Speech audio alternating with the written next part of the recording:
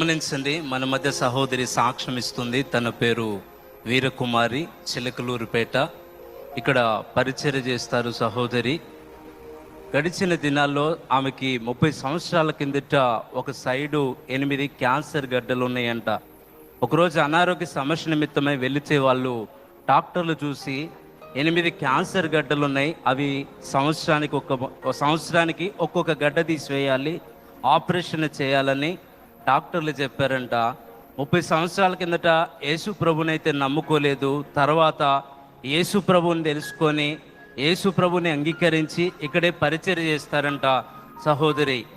30 సంవత్సరాలు ఉన్న గడ్డలు అవి పెరిగి పెద్దయి విపరీతమైన నొప్పి వచ్చే సమస్య ఉందంట. విపరీతంగా తట్టుకోలేని పరిస్థితి.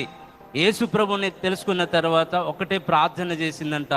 ఏ ప్రార్థన అంటే, దేవా, ఈ గడ్డలు నొప్పి తట్టుకోలేకపోతున్నాను, నొప్పి అయితే తీసేయి ప్రభు అని ప్రార్థన చేసిందంట.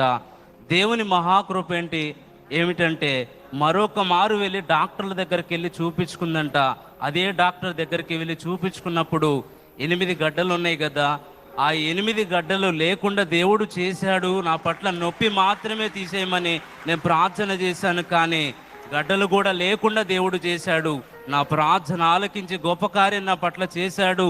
ఆ క్యాన్సర్ గడ్డలు లేవు అని సహోదరి సాక్ష్యం ఇస్తుంది. తన ప్రార్థన దేవుడు ఆలకించి క్యాన్సర్ గడ్డలు తీసివేసిన దేవునికి స్తోత్రాలు చెల్లిద్దాం. గట్టిగా చప్పట్లు.